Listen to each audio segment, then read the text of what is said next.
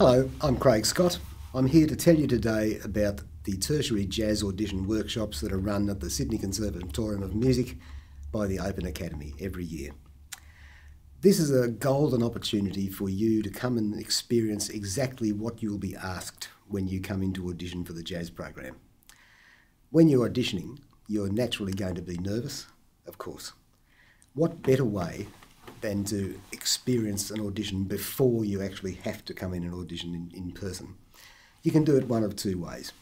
You can come and simply sit in the audience and watch people going through the process of going through the entire audition, or you can elect to do a mock audition yourself.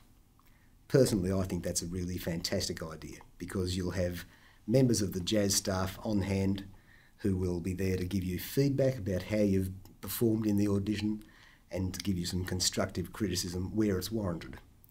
It's kind of the equivalent of turning up to the HSC in the English exam having read every single version of the English books that you have to digest in order to pass that exam.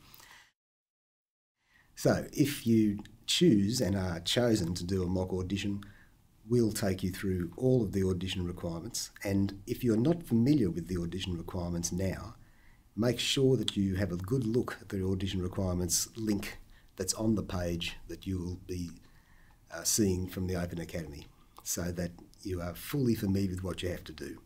So you have to play some scales and arpeggios for us. We ask you to play a couple of different tunes, one of them is a blues. We ask you to do some sight reading. We ask you to identify some intervals and chords. And we also ask you to sit in a jazz aptitude test.